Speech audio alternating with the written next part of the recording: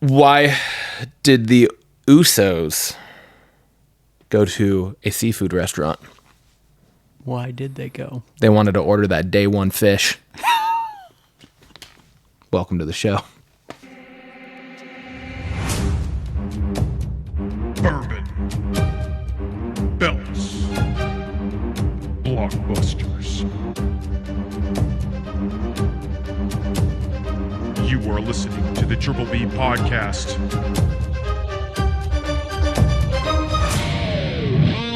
Let's fucking go. Tim! We're back. We are back. We're back. We had a cocktail. We're here. It's beautiful. It is a beautiful cocktail. It's a nice red color. Kind of like a ruby. Yeah. A ruby color. A ruby. Like a Monday Night Raw color. Oh. All right, let's drink it. No, I'm just joking. All right, so what we got here is my cocktail of the week, because last week was my cash in. We have the Scofflaw. Ooh. All right, and as I have been doing the last couple cocktails, I once again got it out of our lovely The Bourbon Bartender book. Forgot the name of it for a second. And as I have also been doing, I'm going to read you the little blurb. Now, I did read the blurb already because the last time I did this, there were some names. And there is a name in this that I'm going to try. But anyways, it only says his name once, and then it just goes by the last name. I think for obvious reasons. So can only butcher it once. Yep. It's called the Scofflaw. It says, lawless drinking is a menace to the Republic itself. President Warren Harding famously said, and Delaware King, a banker and staunch prohibitionist, agreed with him. In 1923, King held a contest to generate a new word describing the lawless drinker of the president's admonition. King appointed members from the Massachusetts Federation of Churches and the Anti-Saloon League of America as co-judges and offered a prize of $200, in addition to bragging rights, of course. The contest received more than 25,000 entries, and both Henry Dale and Kate Butler submitted the winner, Scofflaw. They split the money, and a few weeks later, this drink appeared at Harry's New York bar in Paris, where, of course, prohibition didn't apply. What it consists of... little history for you. Yeah, right? little history. Always I like it. So, what it consists of, it is 1.5 ounces of bourbon. We used our Horse Soldier bourbon from last week. Half ounce of vermouth. It did call for dry vermouth, but as I explained to you whilst I was making it, I don't know if the bottle that I had was dry or sweet. It didn't say, but I had another bottle that was for sure sweet vermouth, so I went with the one that I wasn't sure of. I like it. Don't know. Half ounce of grenadine and a half ounce of fresh squeezed lemon juice. You shake that shit all together and then you just strain it on into your glass. We, of course, as per usual, enjoy our rocks glass with a nice big old cube in it. Yes. Yes, indeed. This has a fun fact, though. Fun fact! President Harding routinely nipped from a bottle of whiskey while playing golf. Oh. That two-faced bitch. Did he kick off the drinking on a nice 18-hole? He possibly did, but, you know, that was during Prohibition. So the old Presidente shouldn't have probably been doing that. Any hoozle. Let's give this a go. Let's see what we got. Cheers. Cheers, brother. Got a nice little chip of ice there. Oh. I actually quite enjoyed that. That's good. That is really good. It's not overly sweet. Not overly sweet, not overly sour. Like just, the vermouth's there, but not overpowering. You can still taste the bourbon, but it's not like this cocktail intense. Definitely blankets like whatever taste what we had in my cocktail with it. Yeah. Like it really came through. This masks it a little bit there, but I do get the bourbon still. This would be one that I think you could definitely like. Someone who is, like we've talked about before, curious about bourbon, this could be like a good cocktail. Be like, hey, try this one. Yeah, 100%. I think this just it's very like we use the word smooth a lot, but like this is a smooth sip. Like, Yes, absolutely. easy sip. This, it's like whiskey sour kind of, Yeah, right? yeah. Because it's got the lemon, which makes sense.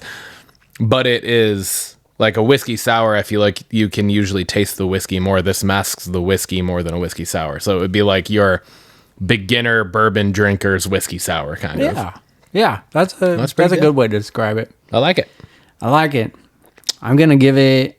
I'm going 9. I really All right. enjoy this. It's not. All right. It's not a 10. It's not my favorite, but I also couldn't see myself just drinking on this nice, easily, over and over again. Yeah. I enjoy it.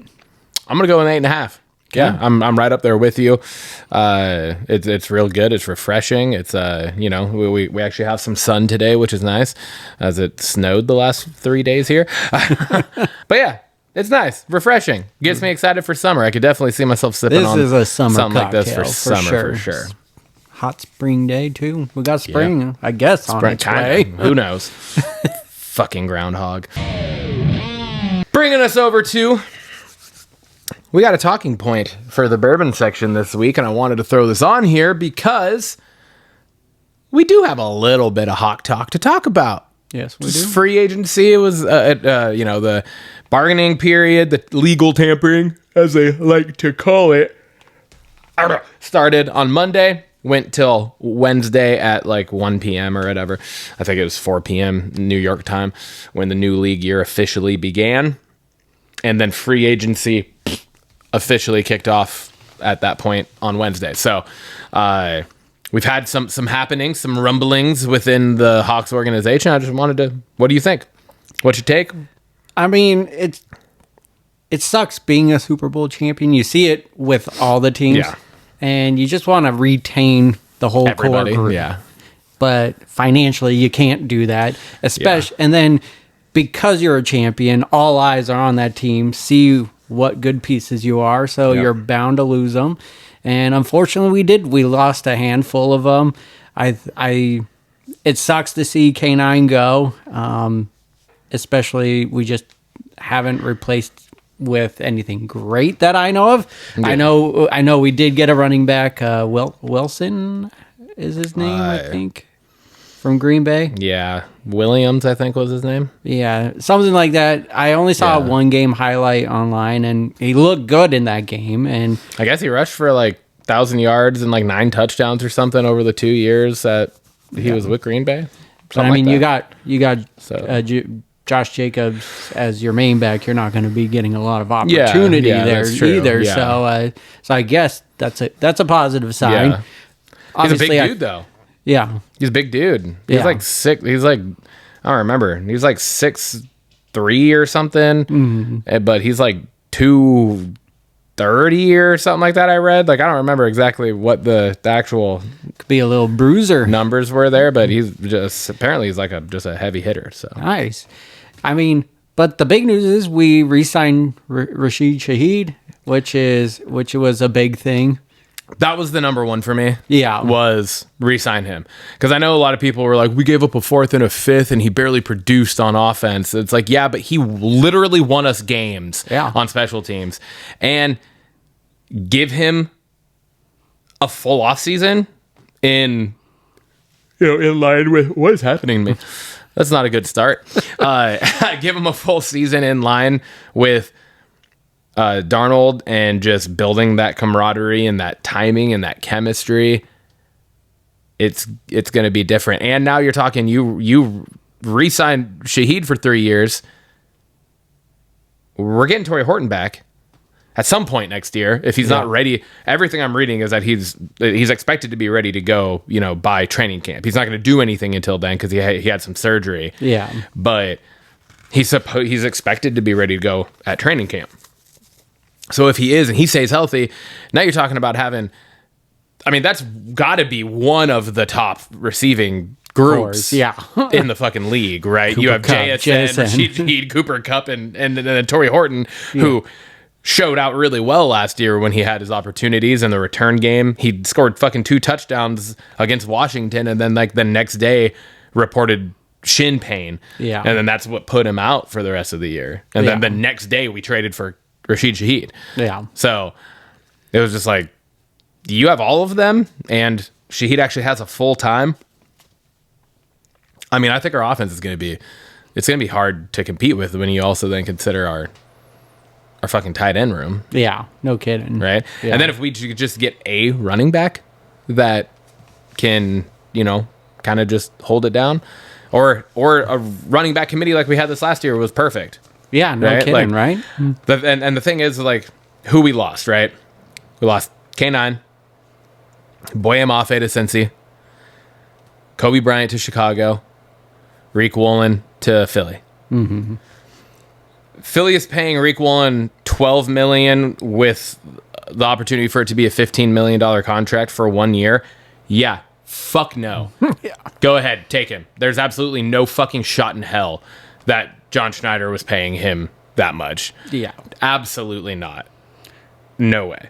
So that's like, yeah, no, we don't want you. If that's what you're fucking expecting yourself to get, no. He played well in the system that we had, but he also made a shit ton of stupid ass decisions, and one that almost cost us a trip to the Super Bowl. Yeah. So no, you fucked your way out of Seattle in that one. He wasn't coming back. Yeah. Kobe Bryant, good for you, dude. You got your bag. Hopefully you can continue to play at the level that you played here. Yeah. That's a lot of fucking money. Mm-hmm. Yep. And then Boye Mafe just got a fucking 3-year, $20 million a year contract for a dude that just came off of the season with 2 sacks as an edge rusher. Are you fucking kidding me? Yeah, no. Take him. Go. If Edge is that hot of a commodity, we're gonna be fine. We're good without him. Yeah. He wasn't. Yeah, he was a solid role player, rotational player. He didn't fucking do anything to earn that much fucking money. He had 1 season in 2023 of 9 sacks. Yeah. And has done nothing even close to that since. So, I mean, good for him. Yeah. You kind of tricked everybody into thinking that you are worthy of that contract, and you went and got it. Good for you. Hopefully you produce and you have good season in Cincy. Yeah. K9, unfortunately, running backs are kind of a dime a dozen in this day and age of the league. And yeah, he showed out really well in the playoffs, but that's recency bias. And you got to think his entire tenure in Seattle, the 4 years that he was here, he was hurt. He was hurt a lot. So much. And so it's like, you can't go and pay a running back that has that injury history that much money when there's other areas that we need to focus on. Yeah. And so like that to me made sense. I knew K9 wasn't coming back, especially when he won Super Bowl MVP. It was like, okay, well he punched his ticket out of Seattle. Yeah. We're not going to re-sign him because, again, John Schneider is fucking brilliant. Mm-hmm. He's not going to overpay somebody. And it isn't like overpaying, and it's not overpaying in the sense of like he's being cheap. It's overpaying in the sense of like Kansas City just overpaid Ken Walker. Yeah. They just gave him $15 million a year. Yeah. That's an overpay for a running back. So yeah. And then you got to think, it's not just filling the team this year. You got to think ahead. Yeah. We got to pay JSN and Spoon. And those are the 2 big names that you absolutely... And then eventually Sam Darnold, Sam Darnold, you're probably going to want to pay Byron Murphy at some point, right? Emin Warry's only a year behind JSN or I guess 2 years behind JSN and Spoon, right? Like you have... There's pieces you got to be able to. It's a whole puzzle and a whole, little puzzle game. You got to be able to fit everything together. Obviously, outweighs a K9. Yeah. Spoon outweighs a Reek Woolen or a Kobe Bryant. Yeah, like you just have to think ahead, not just to the next year. Yeah.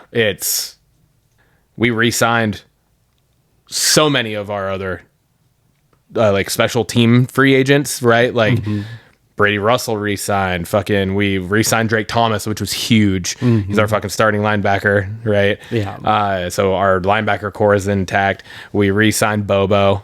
Yeah. We re-signed AJ Finley. Oh, yeah. Who else did you say? Job. Yeah, Josh Joe we re-signed. And there's been a handful of other... Brandon Peely we re-signed.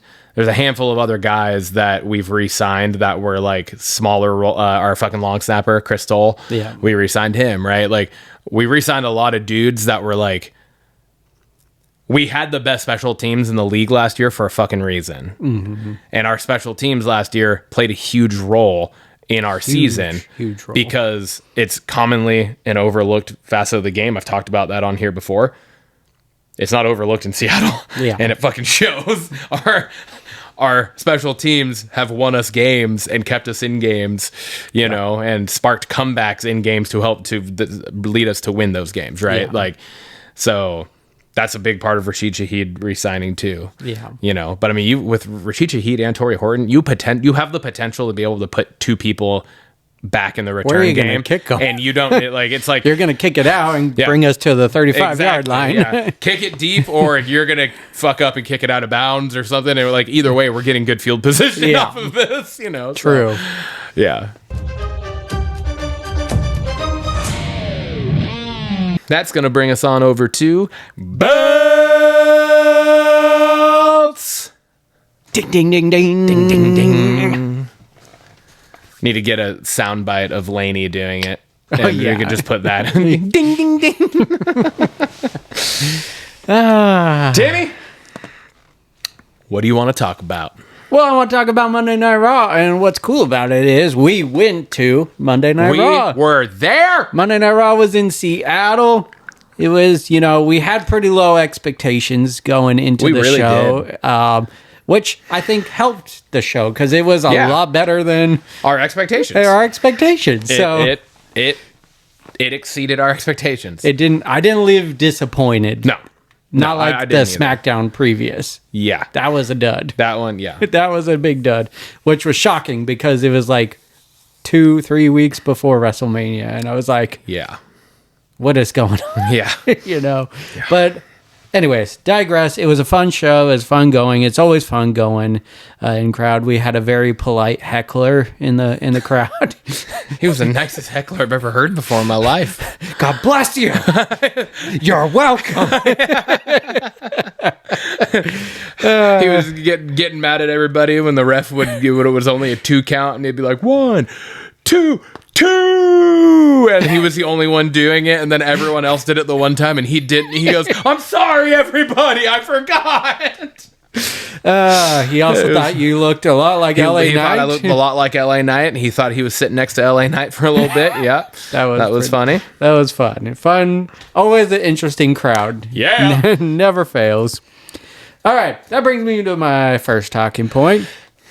What's next for Obafemi? He basically squashes Rusev. It was a squash. Yeah, I mean, he just manhandled it, dude. That fucking throw, and then he hit him with the fuck. Is that fall from Grace? Fall from Grace, yeah. Oh my lord, Rusev's a big dude. Rusev's a big ass dude, and he hit. Oba hit him with a fucking sit out last ride. That's what that move is. Yeah, it's a sit out last ride, which is insane. Poor Rusev. And he hit Rusev with it. I was like, big God tree damn. fall hard. But dude, he just tossed Rusev. That like toss 3 was quarters. beautiful. It was like from corner to corner, about 3/4 of the way from corner to corner. Yeah, just like he was nothing. Yeah, I was just like, what are we seeing here? Yeah, I think what's gonna end up happening, and I'm kind of torn on my thoughts about this for 2 reasons. I think it's gonna be Brock. That's kind of what I'm thinking. Oba is gonna end up being the one that answers the challenge to Brock for Mania. One of my issues with that is everything I've read is that Brock has like been very outspoken apparently backstage about he does not want to lose at WrestleMania. Yeah, not until he retires is what I've heard. Which is just, fuck you. You do not deserve that. You have not been here. You have, and when you have been here, it hasn't been good for the last few times. Like, fuck you. You don't get to choose that. That's bullshit. But he probably will get his fucking way. Which is why I'm like, I hope it's not Oba then, because Oba should not be fucking losing to anybody at WrestleMania this year. Yeah. Let alone Brock fucking Lesnar should not be beating Obafemi. Shouldn't happen. Hands down. Agreed. this goes back to there's not a lot of middle fodder anymore. It's like you got people in the main event, a couple going for the mid card titles, and tag teams. Like there's not anyone to start a feud with. Like there's LA Knight out there that you could do, but that's like a face versus face. Do you want to do that kind of thing? Oh, for Oba? Is that what For you're saying? Oba, yeah. So like the next logical thing seems to be Brock Lesnar, but to your point, he's advocating not to lose. And then if he does win, what would be next after that? You have to almost thrust him into the heavyweight title. Like there's not, like you come off a victory with him, you can't just go back to squash matches or squash matches. Exactly. So it's there. I think the writers have a tough job to do with Oba because they're building him up as a big guy, deservedly so. Yeah, he's got it all. There's not a lot to feud with. Yeah, for sure. So yeah. Next up, the Masked Men and Seth Rollins opens the show. I thought that was a really cool segment, especially getting out of the ring and where's Seth? Where does he fall into it? I thought the initial though was very like carny, like just like he puts the mask on, they all get in, and then they all just start running in circles around each other before they broke. I was just kind of like, okay, that was fucking goofy as shit. Yeah, but it's still pretty cool. Yeah, but again, I just they must have an idea that Braun Breaker is gonna be healthy, or they're just gonna push like Seth versus Logan again or something. I don't know, but like it seems like dangerous waters to keep this feud going with not knowing what direction they're going. With half of the fucking group injured and out. Yeah. To our knowledge for the foreseeable future. And what I've heard is Seth isn't fully recovered as well, like at this point. Well, yeah, that's why nothing's actually happened with him. Yeah, and so they had to bring him back at Chamber way premature. Yeah. After Bronson Reed got hurt. They're like, fuck, we have to... Seth, we need you to be able to just do a stomp. Can you do a stomp without hurting yourself? Yeah. So it's just... Can you attack Paul Heyman and hit him with a chair and stomp on his face? That part was cool, though. That was really solid. Yeah. It's just, you're so close to Mania. Obviously, they must have an idea. It's weird right now with the Vision and Seth Rollins. Yeah. But cool segment. Yeah. Next up, CM Punk and the Usos close the show. This was really solid. I'm a little confused because Jay wasn't that angry in the beginning when like Kathy Kelly was interviewing him. He was kind of perturbed, but the way he came out at the end of the show, he was like overly angry. Yeah. But I think the actual highlight of this was Jimmy. Jimmy was so solid in this. Absolutely. and saying, say you're sorry. The calm and collected, like, say you're sorry was so good. And then him being the one punch Punk and everything, it was good. The whole promo, Punk is obviously carrying this feud. Like Roman is doing his part when he does show up, but he doesn't show up Roman's frequent not doing enough. his part for shit. The Usos Roman's definitely not doing help. anything. I worry though is like because obviously Punk and Roman aren't heels, but this came across as a little bit heels for the Usos attacking Punk, and they're the tag champions. They need to be hopefully in a storyline soon to defend their tag titles, right? And so I just don't want them to get pulled back into this. Why would they do that, Tim? Nobody defends their titles anymore except for CM Punk. I guess. I like it. It's always exciting with the bloodline, like the OG bloodline when they're all on their best game, and what they did on Monday was their best game. I just don't want them stuck back in that vortex either. Yeah.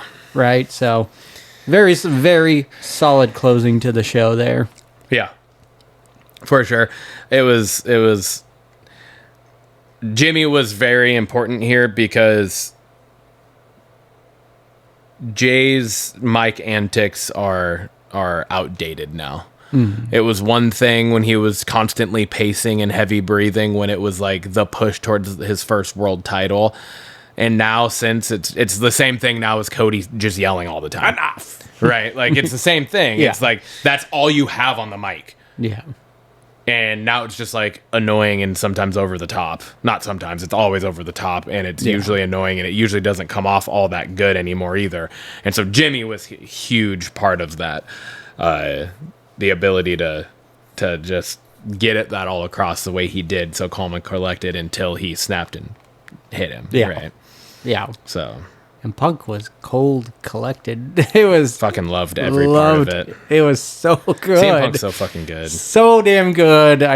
All his digs, like, I'm sorry that Roman is a little bitch. And it was great. so good. And everything he said was 100% factual. Yeah.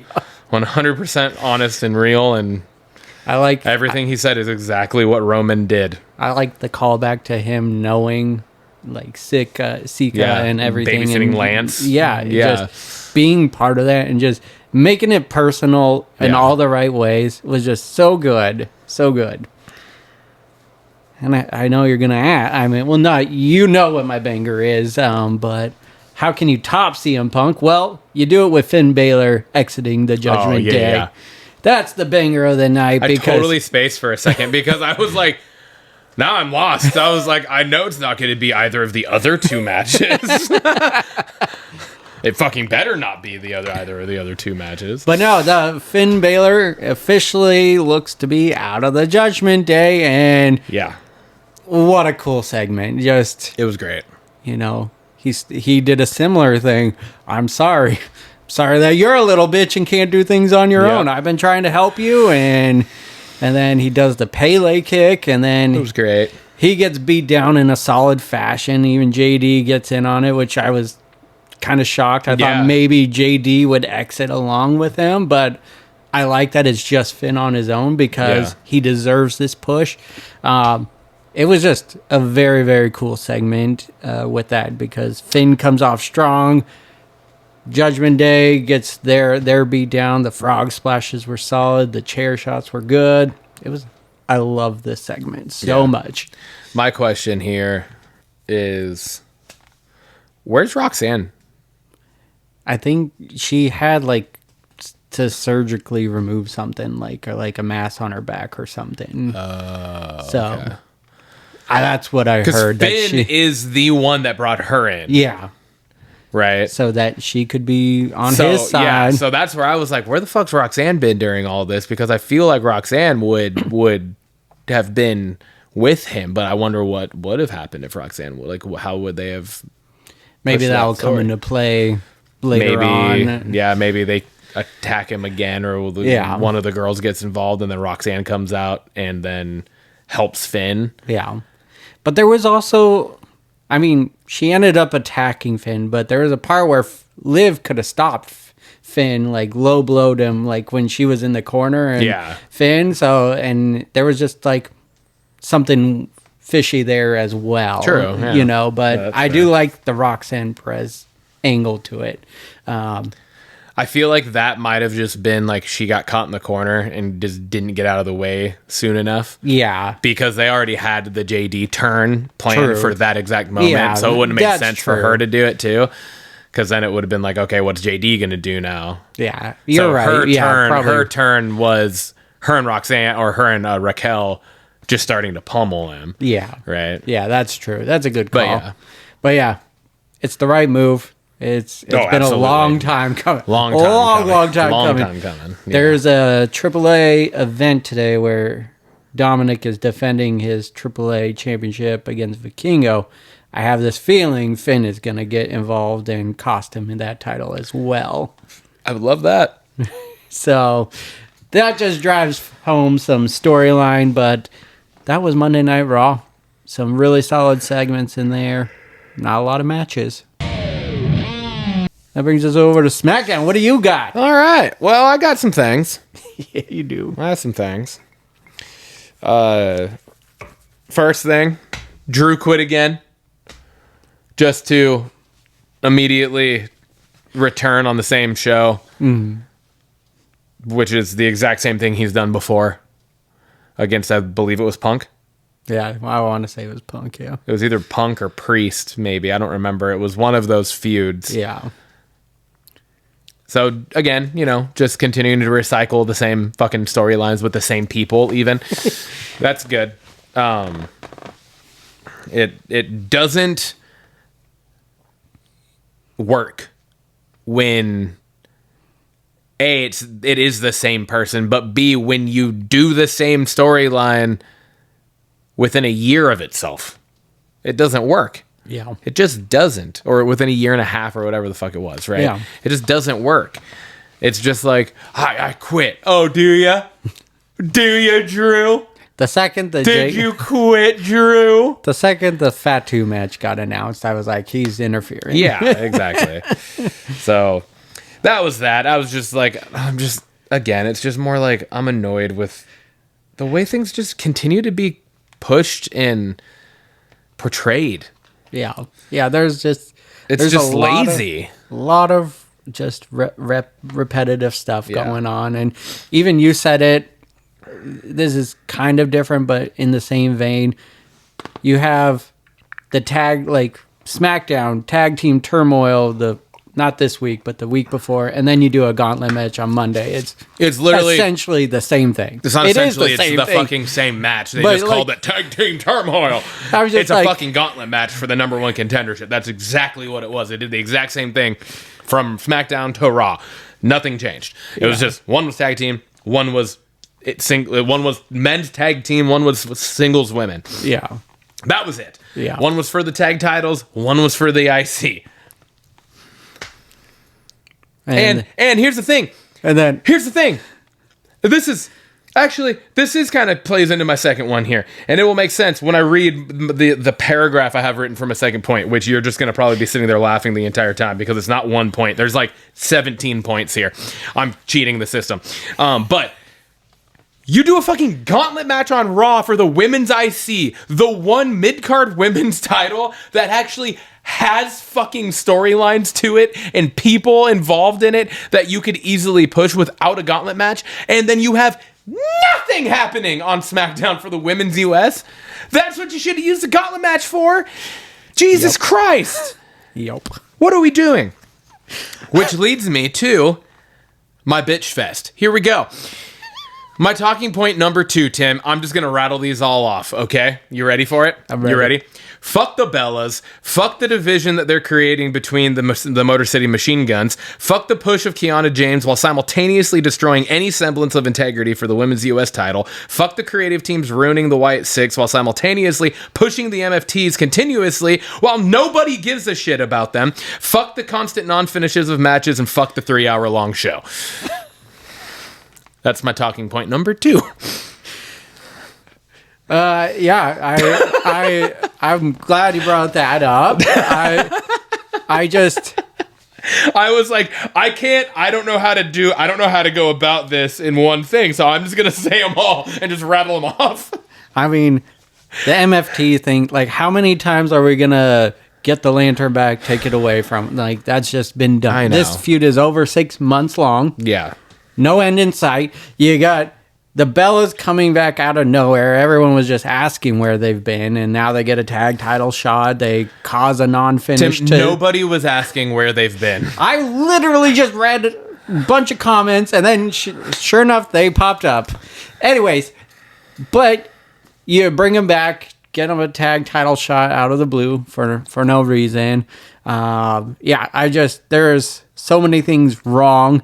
And then you add in, and I hope I'm not taking your next talking point. I feel like there's other things to talk about, but you get Aleister Black, Zelina literally pulling the same thing that Karrion Kross and Scarlett were doing with Sammy.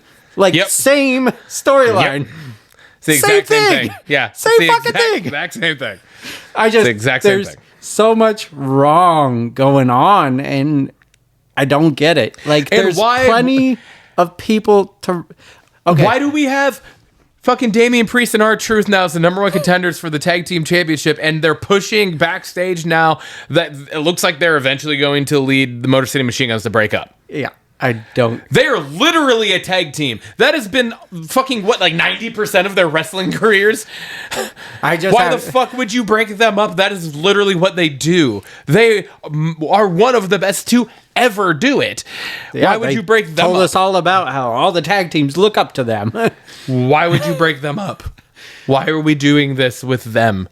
Here's my question, and it really goes back to the Bella things, because I was getting perturbed about this. But WWE is really relying on older names to bring in viewers and everything. What happens when those people can't go anymore? Taker's got, like, Brock Lesnar's close to retiring. Like, what happens when you can't bring these names back? You don't got anyone building up, really, because you just feed them to those people. Yeah. What's going to happen? Dude, what are you talking about? It's going to be... It's just going to be Trick Evans, Trick Williams, Javon Evans, and Obafemi. Okay, I'm good with those three then, I guess. That's it. That's all you need. All right, what's your third topic?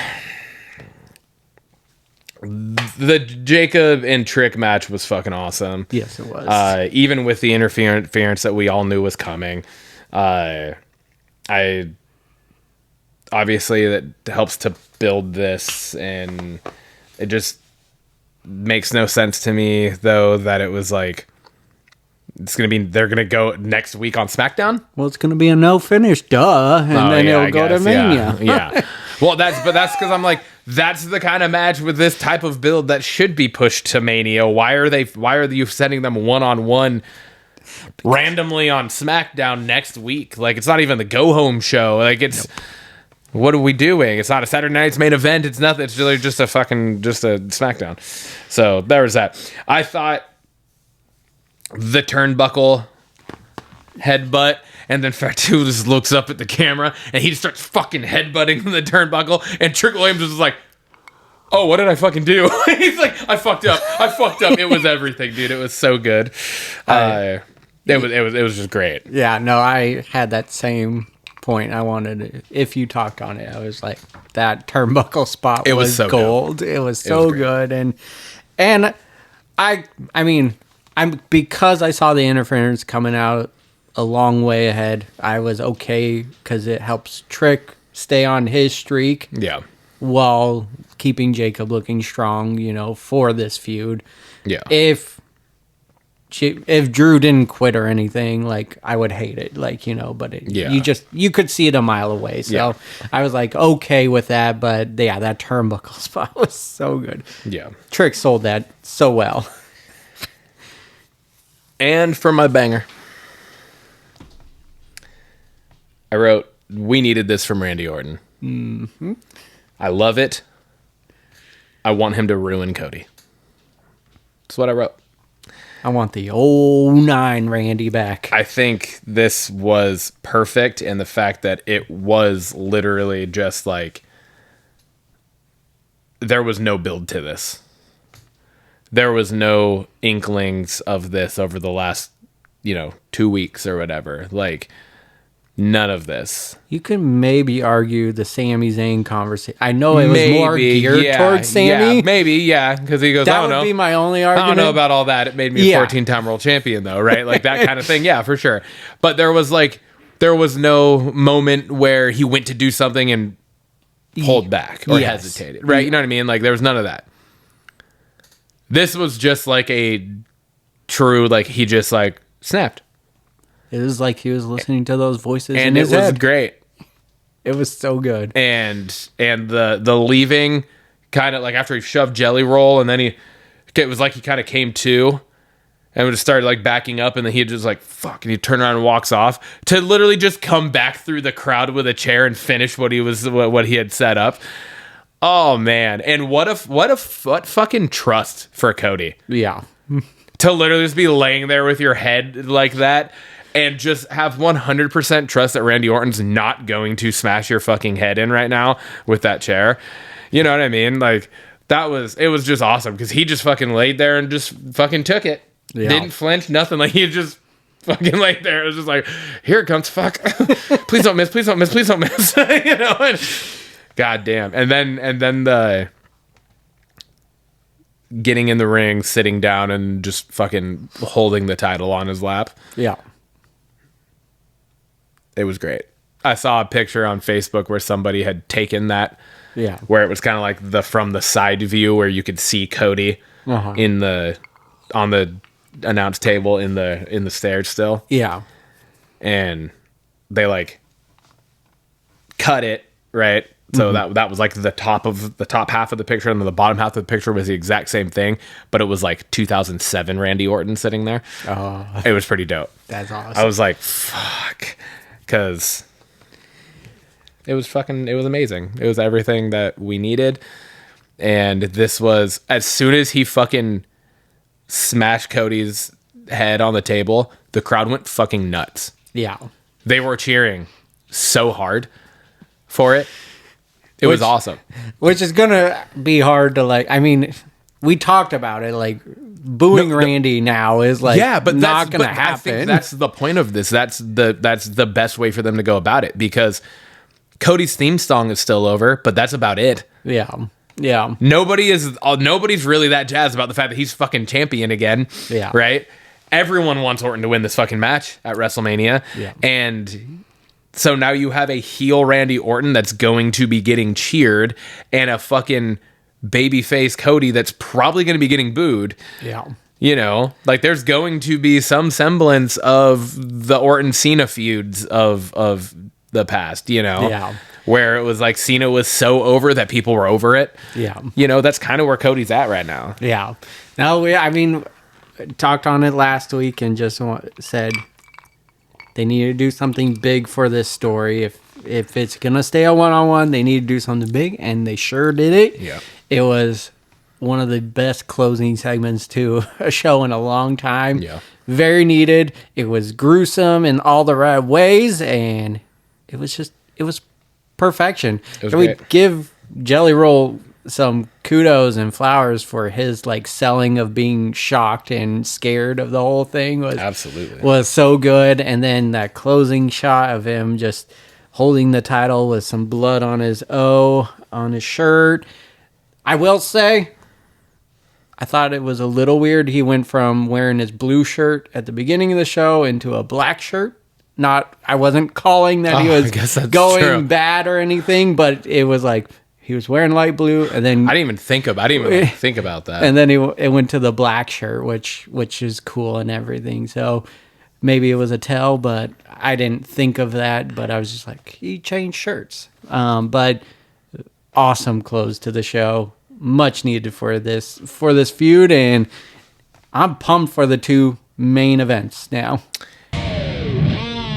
Belt question of the week. Yeah. I pose this one. It's kind of a discussion question, so there is a lot of questions in here. You don't necessarily need to answer the middle fodder here, but it's just a way to create that conversation.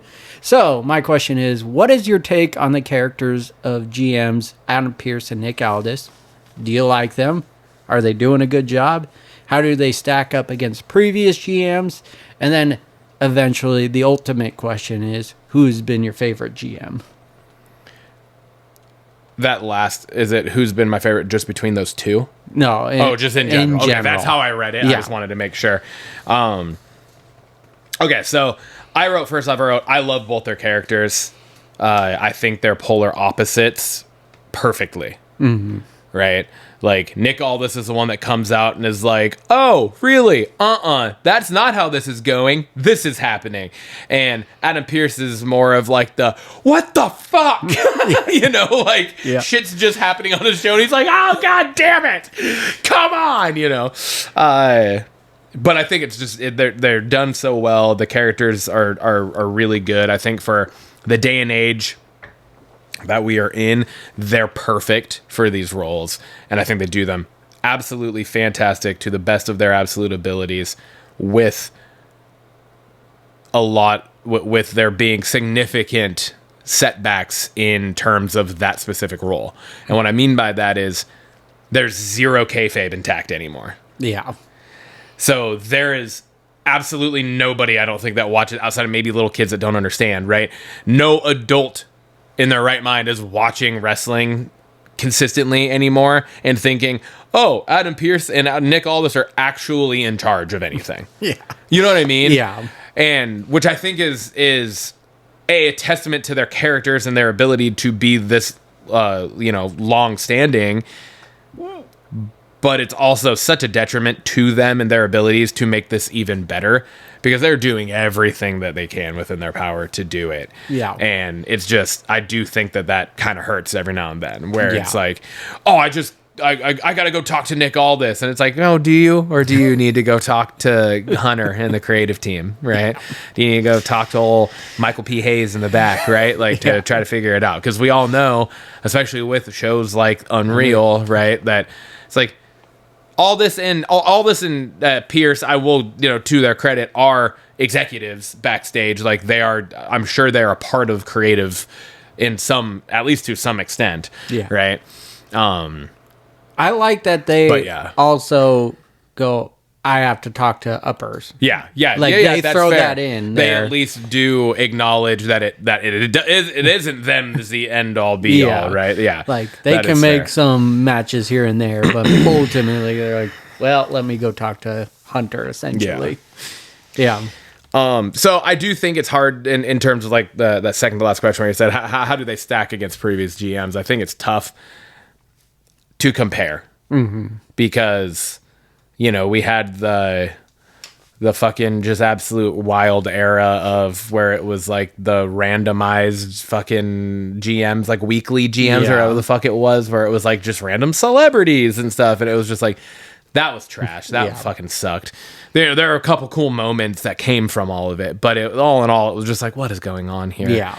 What is the point of this? Then you had like the Vicky Guerreros, the Teddy Longs, which I think the Teddy Long was fine. Yeah. I don't think there's anything necessarily wrong with Teddy Long, but like Vicky Guerrero as a GM was just like, what are we doing? Yeah. Like she's a manager. That's what she should be doing. Yeah. She should be somebody's, ring piece on the side, like Paul Heyman is their mouth, Yeah. Specifically the mouth of the South, Jimmy Hart. Yeah. Right. Bobby Heenan, like all those types. Like that's what Vicky was and should have only been, in my opinion. When it goes for who's your favorite, Eric Bischoff. It was a different era. And for that era, I don't think there was another person you could have put in that role that would have fit any fucking better. Yeah. For that ruthless aggression, like just getting out of the Attitude Era, his whole fucking history and everything with the company and just like how crazy it was when they first announced that. Like, what the fuck? Yeah. Bischoff's working under Vince? Yeah. What the fuck? And like he's in the WWE now? What the fuck is going on? And just how fucking villainous he was and how good he was at it in that role. Yeah. The 3-minute warning. Like, it's just a small part of everything that he did too. As how much he sucked up to Triple H, who was the big bad during that time. Like he was really good. He was honestly, it was like the perfect follow-up to Vince consistently being on TV all the time during the Attitude Era. Yeah. Right. It was the perfect follow-up. Yeah. And I still think, like, I always think back to that time frame, and I'm just like, Bischoff was a huge part of that. Yeah. And yeah, so that's who I went with. What about you? I'm going to give my answer to that just because I'm joining you with Eric Bischoff was my favorite GM as well. It was just from the announcement coming from Vince saying Eric Bischoff's running Monday was just fucking wild because you're at that time, you're like, there's no way they would ever hire this guy to come into WWE with how bad the Monday Night Wars was between those two, Seriously, So, and then Eric Bischoff was never afraid to take a bump or anything. Like, he was in on all that. You love to hate him and everything. So it was just a wild time. I think he was the perfect GM, like, because he had that background of running things in WCW, and so coming over to Raw, you're like believing, oh yeah, he can run this show, and you don't want it or anything, but yeah. And then going back to Adam Pearce and Nick, I'm I feel like you hacked my notes and just blurred off everything I was going to say, but they literally are polar opposites. You got Adam Pearce, who is like a hothead. His show is all chaos, and he doesn't really have a handle on things at all. Nick Aldis, while he comes across as calm and collected, kind of has that muscle where you're not going to mess with him a little bit. He pretends like he has ownership of the show, but there's still chaos going on in his thing. But it feels more controlled on SmackDown than it does on Raw at times. I think they are doing a good job as much as they can with storyline, or more to what you were saying about the kayfabe, where it's just like, it's hard to do that. I do like that they are faces. You know, we did have some face GMs, mostly heels though. And so I like that they're more on the honest side and trying to make things fair and everything. So I would put them like not middle of the pack, just kind of in the upper echelon of GMs stacked against previous ones, just because of how hard it is to do that position nowadays and everything. So I thought it was a fun question. It was. I liked it. I really enjoyed it.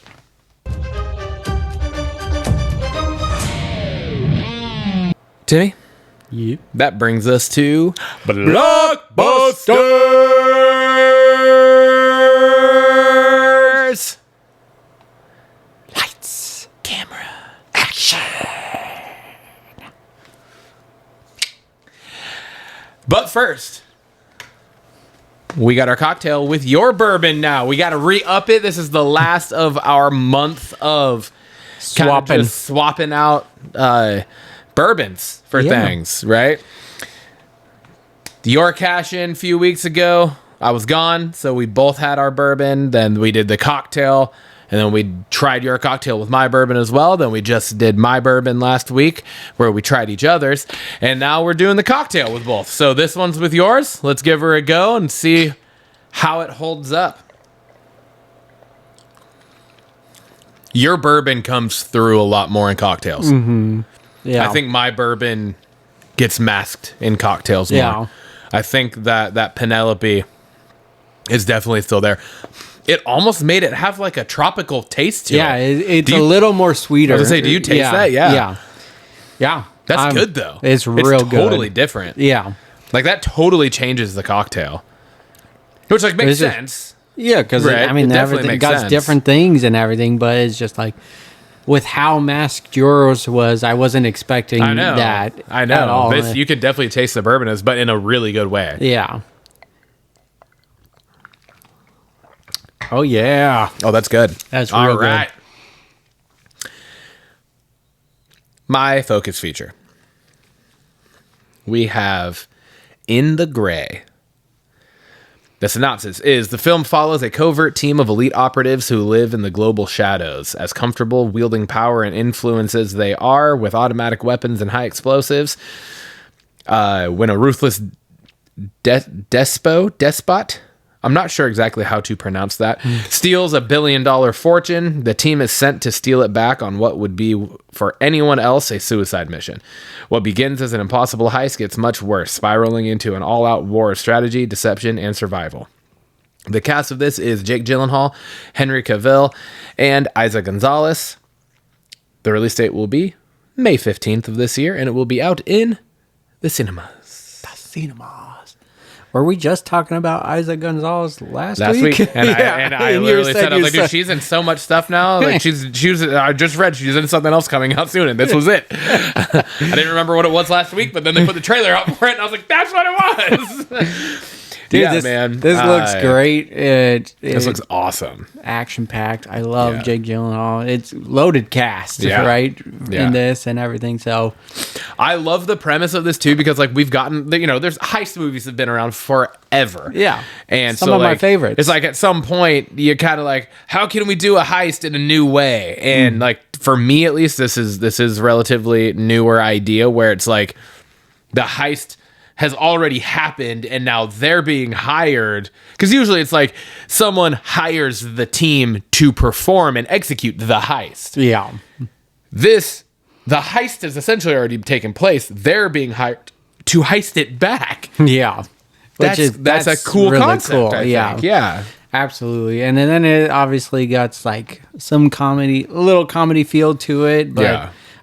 I really like the feel of this and everything and I'm a big fan of Jake Gyllenhaal. So Yeah, same. And Henry Cavill they're both honestly like,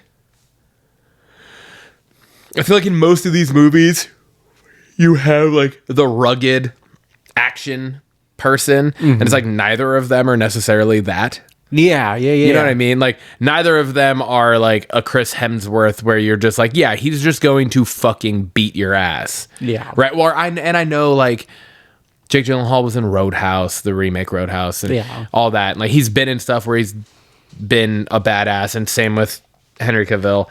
But it's but they're also like very like sharply dressed kind of, you know, like they could both easily pass as like a nerd, too, or like somebody that's just gonna be like kick your ass from a computer screen, kind of like they're gonna be like the one that's gonna like hack into everything. They can easily play those characters, and then to have them in these roles it's just a cool dynamic. Yeah, because I think it's easy to blur the lines of who they actually are in real life, and to your point, like every time you see Henry Cavill, he's always sharp dressed and everything. Yeah, you know, so definitely agree with that point. Yeah, looks good. I'm excited for it. Yep. My focus feature is Roommates. Synopsis for this is: when a hopeful, naive college freshman, Devin, asks the cool and confident Celeste to be her roommate, a blossoming friendship spirals into a war of passive aggression. Cast is Sadie Sandler, daughter of Adam Sandler, Bailey Madison, Natasha Lyonne, Nick Kroll, and potentially Adam Sandler. I saw his name pop up somewhere, but then I looked at another website, wasn't there. So in the trailer, it popped up because he's an executive producer of this. Gotcha. Okay. Release date for this is April 17th of 2026, and platform is going to be on Netflix. And I believe this is under the Happy Madison Productions banner. I believe so. I think that's where his name popped up, because I was wondering the same thing when like I said earlier, I originally watched this trailer before knowing you even put it on, or it might have been before you put it on. And I was wondering the same thing. I was waiting to see him pop up, and I didn't. And I was like, it's interesting. Yeah. So, interesting. Who knows? For sure. I was honestly surprised out of all of the trailers that dropped this week that this was the focus feature for you. I wasn't expecting that. I was like, of all of them? But okay. This looks good. It looks funny. Like, I think it's going to be great. Yeah. Nick Kroll, Natasha Lyonne playing her parents is going to be fantastic. Absolutely. I think Eddie Murphy's daughter is also in this as well. Oh, for real? Yeah. Okay. And I think one other actor's daughter is in this as well. Dope. So that's what you gotta love that about so Adam cool. Sandler, is he's always bringing in his buddies and their families and stuff. I put this on as my focus feature just because, like, Adam Sandler's generation, like his kid is gonna carry it on, you know, in a sense. Like, it's really cool to see. Movie looks fun, and it's just like you said, maybe under that Happy Madison umbrella, and I'm here for it, and it just looks fun. Yeah. It just looks like a fun movie, and that's all what I took away from it. So I'm excited about it. I'm stoked for it too. What's in the news? A boatload of shit. Yeah, we got a lot of shit this week that dropped, and it was like you know, there's bam. Every week things dropped, right? Yeah. And we don't obviously put everything on. Yeah. But these were like, most of these were things that we've covered before, or things that were just like, yeah, we got to put this on here. Yeah. Right, kind of thing. First up, one thing we have covered a few times. And numerous. The Super Mario Galaxy movie final trailer dropped. And it looks fucking great. They just keep upping the ante in each release of these trailers. So I get why, because you've been the one to put this on, and it's just like each time each trailer adds something more, and I'm just like, I'm stoked for this. And it's just staying so true to the fucking source material too. Yeah. I God, absolutely when the love Bowser it. came in on the little ducky, I know, like, dude. I know. floating thing, I know. I was just like, oh! I know. It looks so good. I loved the first movie of this. It's one of my favorite cartoons of all time. Yeah. And I'm so excited. I'm just so stoked for this. Yeah. I'm gonna try to see if I can get Lainey to watch it with me on the flight to Hawaii. Not this, because this one won't be out, but the first one. Yeah, absolutely. Because I had watched it. I think when we went, I might have watched it on the flight to Hawaii last summer. Oh, nice. But she was still like kind of in and out of just like focusing on something. But it's like now I think she is at a good age where, because at home, like she'll just sit there and just like watch Frozen or fucking Moana or Sing, or we watched fucking Zootopia 2 yesterday because it's out on Disney Plus now. And she's just like, she'll just sit there and she's just locked in like a little kid locked in on a show. So that's hopefully awesome. I can get her to watch it. That is so cool. I love that she's in on it and not distracted. It's just that reminds me of my childhood. I know. It's just It's just locked glued. Next up, we have the final trailer for Michael. This looks so good. It does. It really does. Again, this is we've talked about this before. I had you and Justin, I believe, talk about this. I put it on one of the times I was gone when you and Justin were on, because I wanted to hear what you guys thought of it. Jafar Jackson, Michael Jackson's nephew, is playing him, and it looks phenomenal. Again, it's I forget what they're called, but it's like Bohemian Rhapsody or Straight Outta Compton. Like a biopic. Yeah, biopic, yeah. And it looks so good. He looks exactly like his uncle. It's uncanny. It looks it really is. It really does. It looks great. I'm stoked for this. It just how iconic his music is, and just the way they incorporate it into the trailer. You just get chills, man. Or at least I do. Oh, for sure. Yeah. If you don't, there's something wrong with you. And just the way it looks like it's going to recreate some of those iconic moments, like the moonwalk moment, like in this movie, is going to be just so cool. It's really so cool. Yeah. I'm stoked. All right, I got the next few here. We got the Hawk. We got Will Ferrell as the Hawk. And I mean, if this doesn't just scream Ricky Bobby, but in golf, I don't know what does. Yeah. You don't get a lot from it. It's just talking. But then with at like the hair and beard, it's like Ricky Bobby meets his character from Zoolander. Yeah. Yeah, exactly. And I hope Danny McBride kind of creates a cameo. And just from Eastbound and Down, they had Will Ferrell was in that as well. And so it would be fun to have him as a cameo in this, but it just looks hilarious already. And you didn't get anything. We haven't gotten anything. Yeah. But it's just Will Ferrell in a goofy outfit, really. He does the sport thing quite often, right? Yeah, so why not golf too? It looks great. And I just love, because we are like just finished Stick. Yeah. Right? Like a few months ago, Stick came out, and it was Owen Wilson, obviously.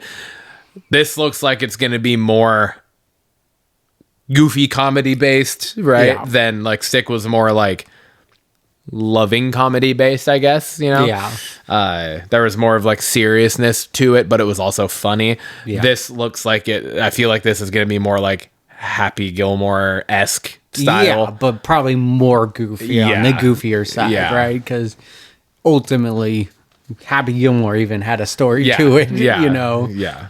So, I'm pretty stoked about that.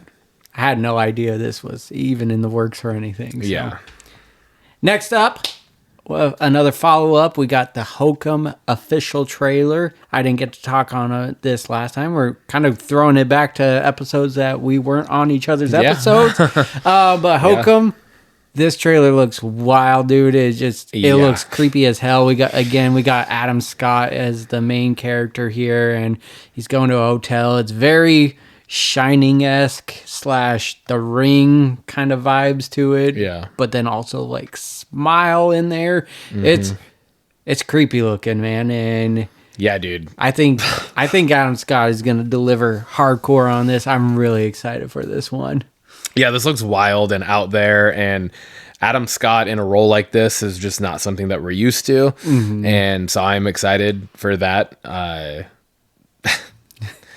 It looks fucking crazy. The final little glimpse you get at the end of the trailer is makes your butthole pucker a little bit. Just ooh. So woo! Just ate my undies backwards, you know. Next up, we got Obsession. Officially got a trailer for this. We got a couple teasers already, so this is like the third time we're talking about this, but we get the third trailer officially, and the full. It's a full length trailer. And it just keeps building my excitement for this one. This looks it's not wild. like full on like gonna scare your pants off or anything, but it's creepy looking and just it's legitimately like a it's like bringing a whole new side. It's like the dark side of like a love potion idea. Yeah. That's usually all played all light and bubbly, right? Or like a genie, you get to like ask a wish for a wish. It's, essentially what this is. But it's like you're getting the dark side of it, of like, be careful what you wish for. Yeah. Repercussions, kind of thing. Like if you're not very specific about what you're saying, that it could come back and fucking haunt you, quite literally. Some of the scenes that they brought out in this is just like, what the fuck happened? Yeah, just very uncomfortable, unnerving. You're just like, fuck. Especially when it gets to that scene where he's like, I love you. Oh my lord. Yeah. Or the scene where they're watching a TV show or whatever, and he has to like turn her head. I know, because she's just fucking this far from his face, just staring at him. I'm really excited. I never sent you the video where the director of this, like him and one of the other guys, is a big part of this project. So I need to send you, because they're goofy guys, so it's just weird to see. But the vibes that they do in their videos fits this are here as well. So it's like dark comedy that they do usually. Next one is near and dear to us. It's a documentary on the Seahawks called 12. So Netflix has officially announced a powerful documentary series exploring the legendary history, culture, and enduring legacy of the Seattle Seahawks. And the executive producer of this is Marshawn Lynch. Beast Mode. Love that. I just love the idea of this. So I'm excited. I mean, too. They just won the Super Bowl, and no better time to announce this. and we're all riding high. Exactly, riding high off of it, and just to have Marshawn Lynch behind it all is great as well, and just to learn a little more about our hometown team. Yeah, man. You know how I feel about the Seahawks. So I'm very excited for this. I will watch anything about them. So. Next up, I had to put this on here. We have the movie Power Ballad, starring Paul Rudd and Nick Jonas.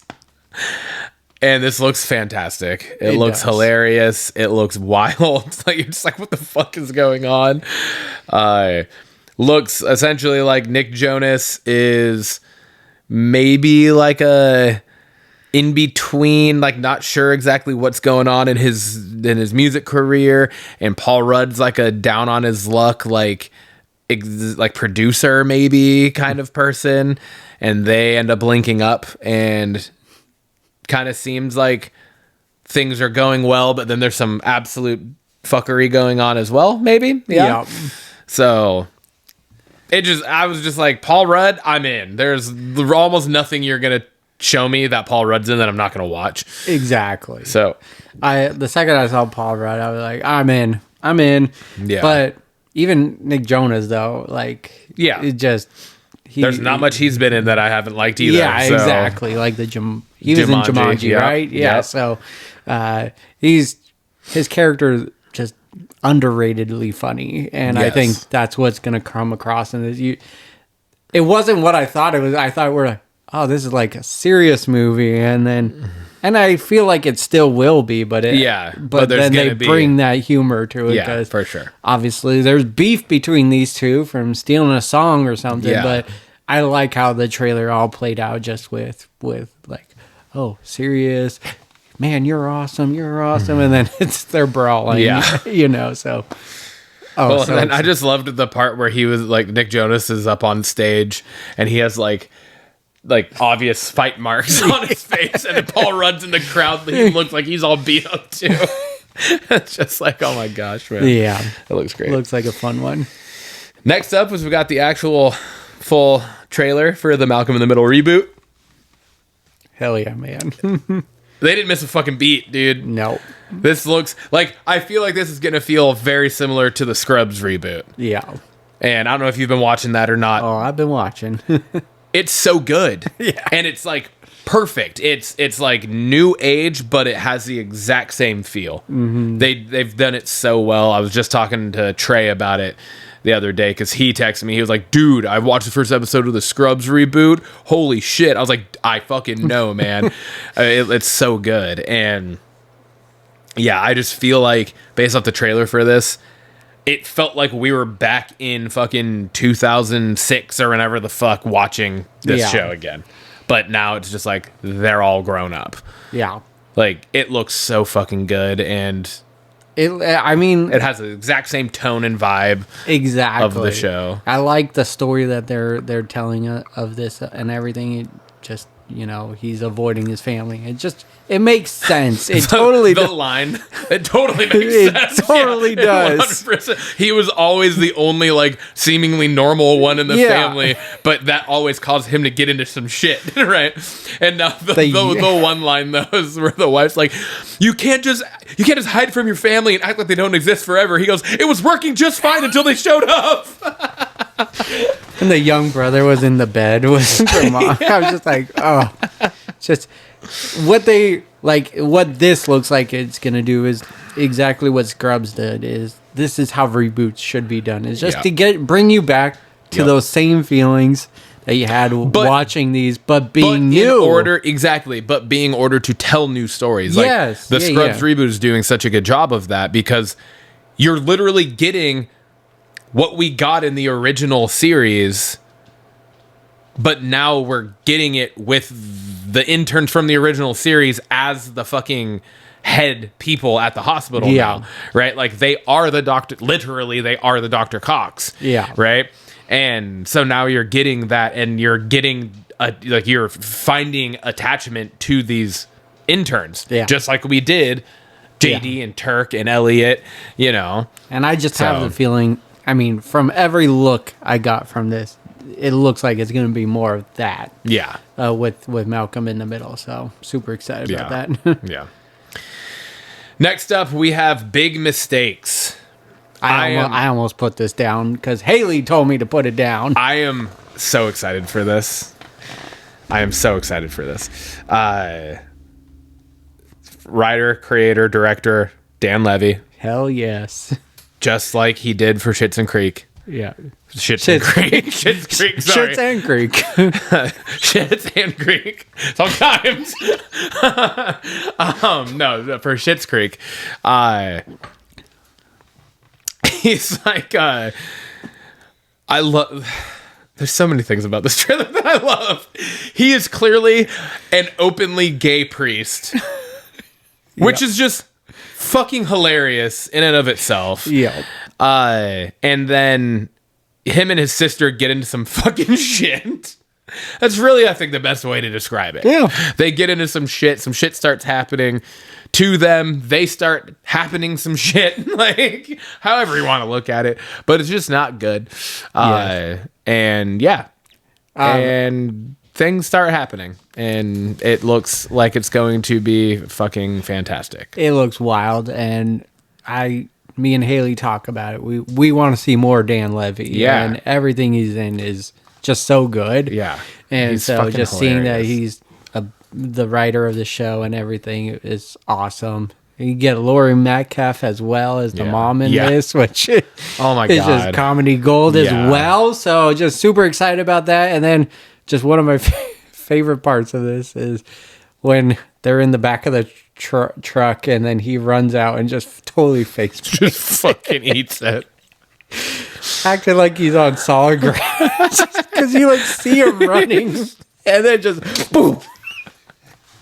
I watched that part over and over again because I couldn't stop laughing, but it's just his character is almost the same, but he differentiates it in the best ways, but keeps true to himself. Is just so good. Yes, it's fantastic. I can't wait for that. Your relationship with who? With Jesus. Jesus. So good. I'm so excited. Oh, man. Next up, I got one more, and I know you got a couple more, but we officially got a release date for Camp Crystal Lake, which is going to feature Linda Cardellini as Jason's mom. And this is coming out the day after Christmas, 12/26/26. Yeah, man. They released some like quick screenshots of her wielding a knife. Okay. Yesterday on Friday the 13th, which is I like fitting. That. Very fitting. You don't see her, but you see an arm holding a knife and everything. So, but I'm just super pumped for this. Yeah, dude. It's going to be on Peacock, talking, right? I think it's, I believe it's on the Cox stream. We've talked about, every little bit of information of this that we've gotten, even all the way back to when I first talked about it, when it was just like rumors. Yeah. You're right. And it was just like, is this actually happening? Is it not? And then now we've gotten I'm so happy that they're following through with it. And Linda Cardellini is an absolute goddess. Yes, she is fantastic. She's fucking funny. She can play crazy. She can play scary, serious, sad, funny. Like every emotion that you can think of, she can pull out of you. She is such a fantastic actress. I'm very excited for this. Yeah, me too. I'm just stoked to see where it goes. Yeah, how they're gonna play it. I agree. I think just bringing just another take, because the last thing we've had is the 2009 Friday the 13th, right? And so which was not received well. I mean, it's a good movie. I liked it. I think it's one of the better ones. I thought it was a cool take on it. Yeah. So, but to your point, it wasn't received well at the time. I think a lot of people are growing on it. Yeah, and think kind of built more of a cult. Yeah, kind of but just excited to come back to this and to your point, seeing where it goes from here is going to be awesome. Like, how cool could it be for them to do Camp Crystal Lake and have season 1 be the mom, but then eventually it grow into like a later couple seasons or something, it ends up being Jason. That would be badass. I mean, look what they did with keep it going Welcome with the to show. Derry. Yeah, like it would be such a cool way for them to go about just completely reinventing this. Yeah, I think it'd be awesome. Yeah, and I know you've talked on it. We've talked on it numerous times. Is you kind of have more flexibility with a show, like telling a longer story and everything. Absolutely. So, you have so much more ability to be able to actually put like the detail and the intimate moments into a show than you do in a movie, because you just like you have such a finite schedule of a movie. Like with a show, you have so much more opportunity and such a bigger time frame. So yeah. Next up, pizza. I am so fucking stoked for this one too. This movie looks wild.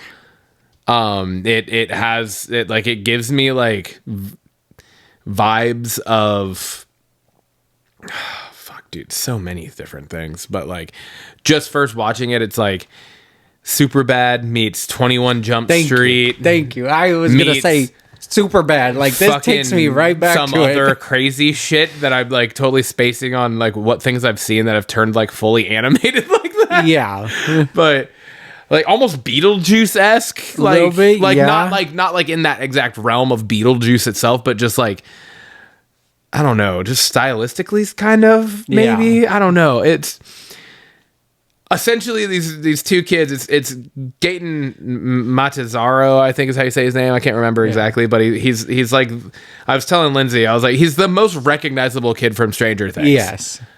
And she was like, okay. I was like, the short was the chubbier one on the show for a little while with the curly hair. She's like, oh, yep, I know exactly what you're talking about. Yeah. And I was like, yeah. It was like, it's him in like a coming of age movie, and him and his friend, they're like, this is supposed to be like the best years of our lives or some shit. And then they end up finding these drugs and they take them not knowing what they are. And then they end up finding this video that's explaining the drug, and it says that you have to take it with pizza. And I was like, everything I got from it looks like the whole movie is essentially them. It's almost kind of like adding in like 30 minutes or less too. Yeah. Like, they're on like a time frame to try to get pizza before they die. And then just more parts of the video keep like, Yeah, or at just least keep in the giving- trailer, yeah, like keep just giving more pieces detail. of information about how this They probably works. like pause and go, fuck, we got to get pizza. And then they watch more of it. They're like, oh shit, we got to do this too. Yeah. Oh, it looks fucking funny. Yeah, it does. It looks great. I literally thought of Superbad when I watched Yeah. this. I was like, I'm in. Yeah.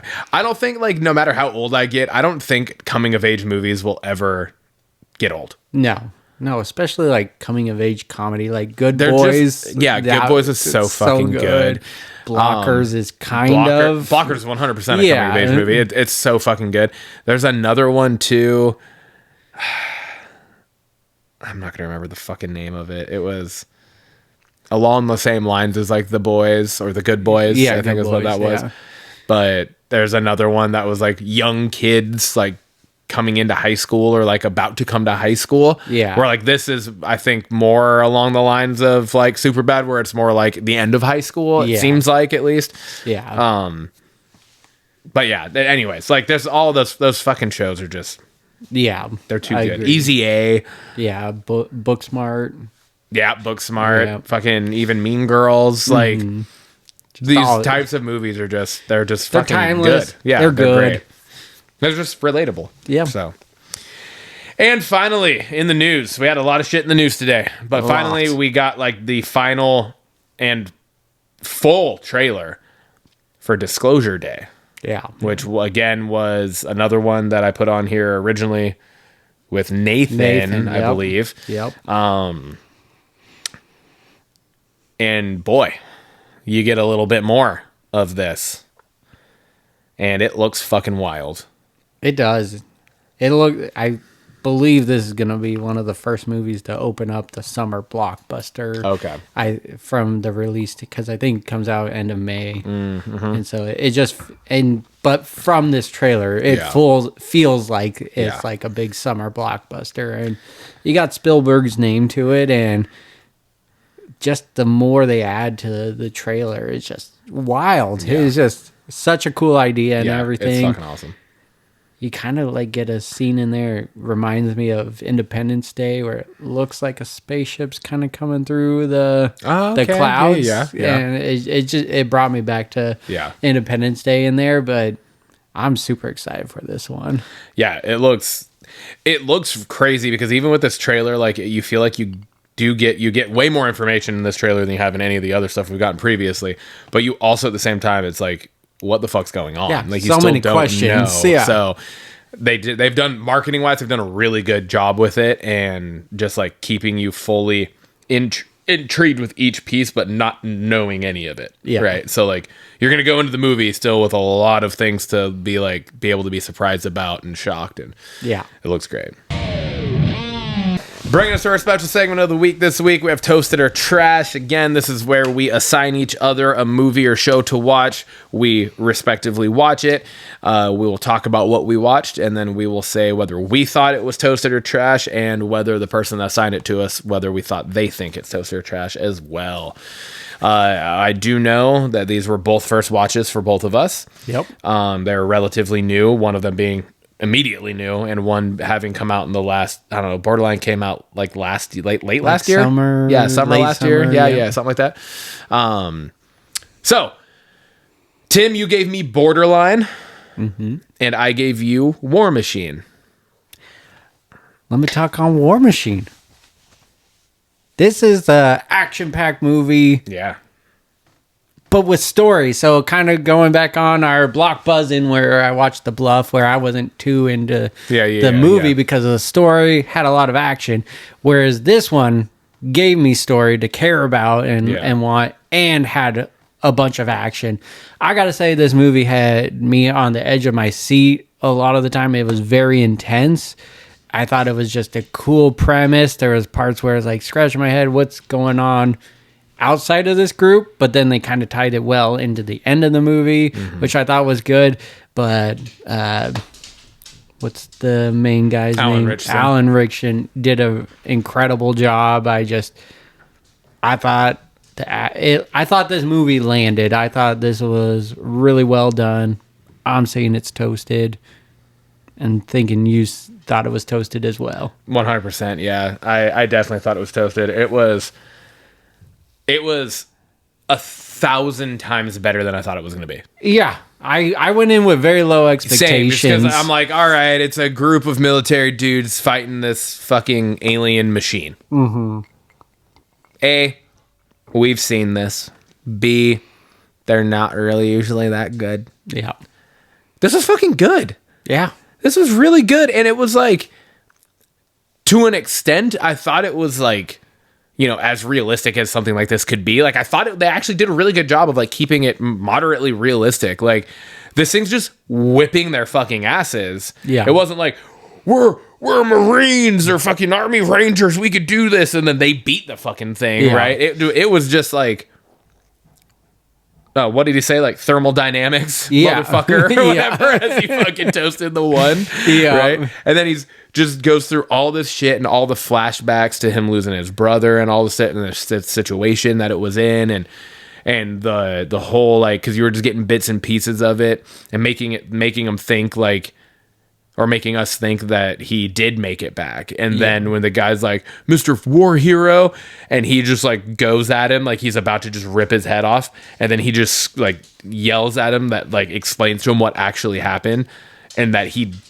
fucking, his body gave out on him 100 meters from fucking base, and his brother died right there because his body gave out. Yeah. It's just, you're just like, that just fucking guts you. Yeah. And you're like, fuck. No wonder he's doing this. That's why he said the line when they're holding the fucking thing, getting the water sprayed on him. What's your reason to be here? The guy says some shit. What's your reason to be here? The other guy, and then it gets to him. He goes, to cross that finish line, sir. And everyone's kind of looked at him like, what the fuck does that mean? Yeah. Now you fucking know what that means. He's trying to cross that finish line. He's trying to do things and get himself to the point where his body can't give out on him. Yeah. And then it pays off in the end. Yeah. Right? Like, let's fucking go. Like, it all tied together, like you said, and everything was solid. And Alan Richardson has come so far from fucking Blue Mountain State. Yeah. Right? And he was Since Smallville. Yeah, fair. Fuck, Jesus. He was fantastic in those.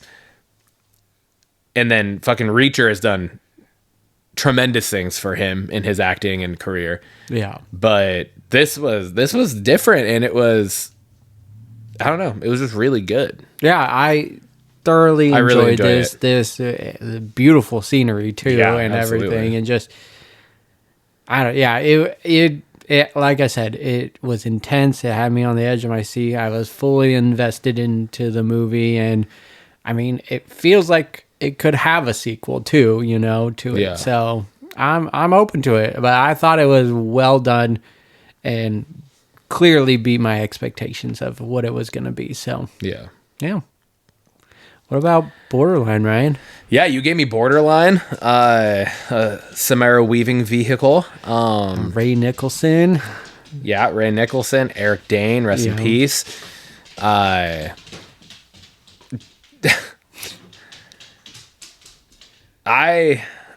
put this on. This was one of Right? your This was picks, one of my picks to talk about on the show back, probably this time last year. Yeah, it was Something like it was that. I think it was like May or something. Yeah, you said it was like you put episode on like here. 36. 39. 39, yeah.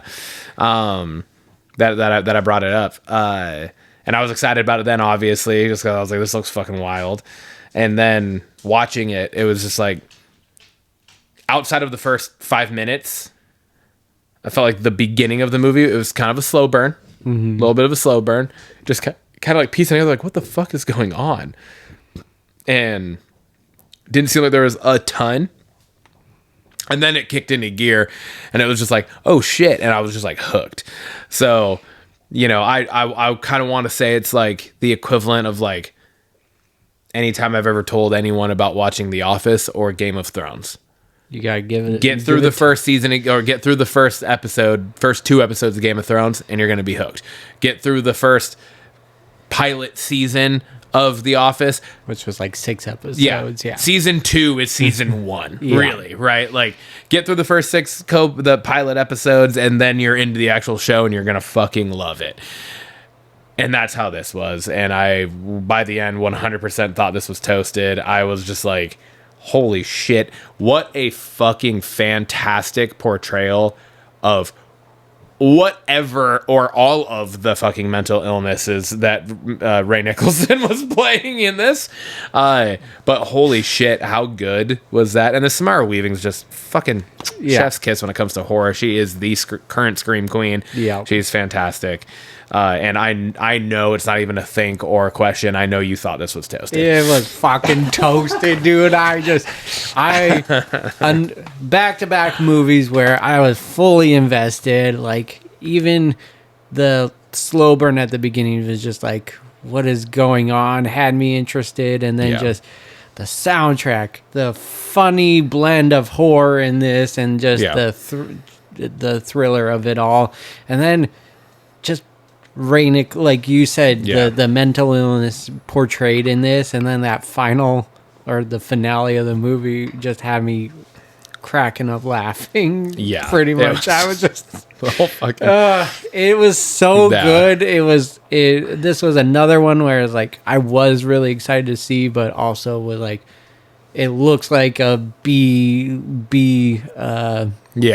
like a B Hollywood movie, you know, like where it's not your upper echelon. Yeah. So I went in with lower expectations, but it was so good. It was fantastic. It was really so good. I loved it.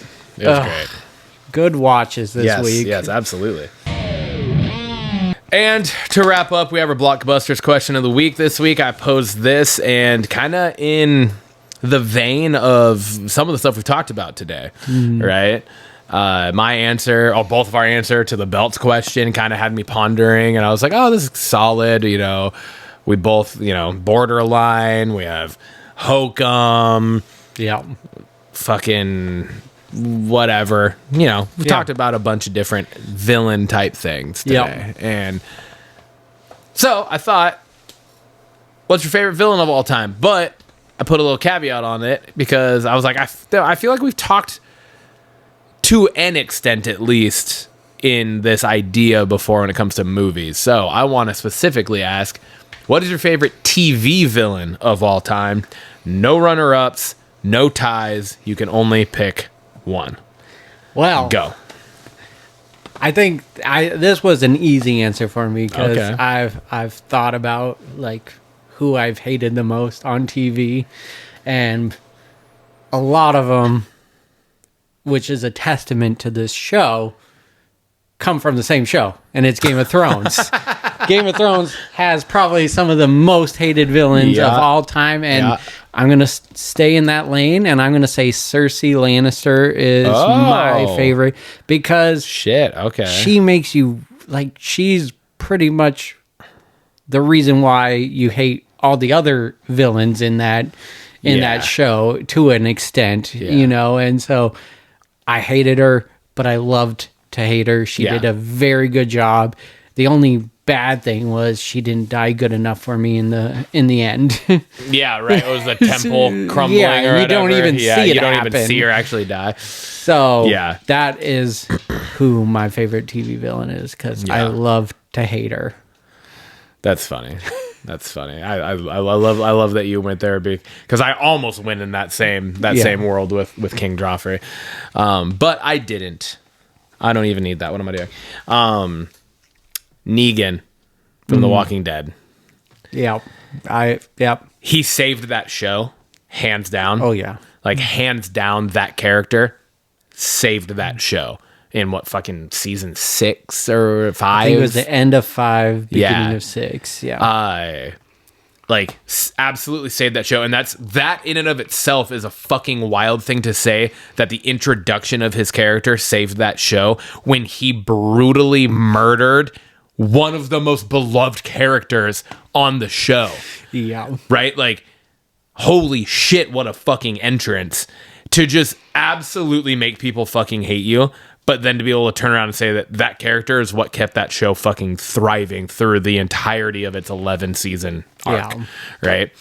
I don't know that there has ever been a character like his that started off literally the absolute worst fucking human being you could think of, and then by the end turns around and is in his own show with fucking with Maggie. Maggie, thank you.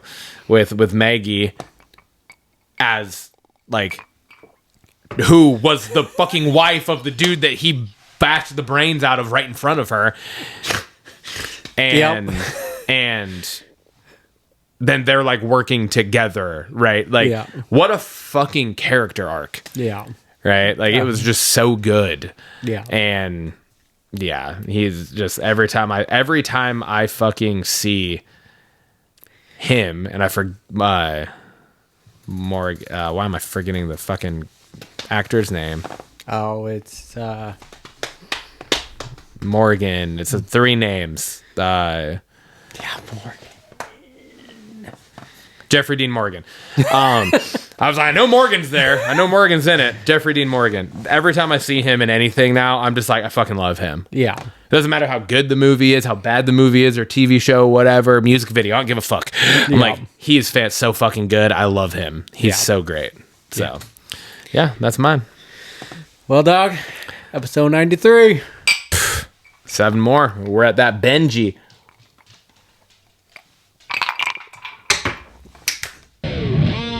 Let's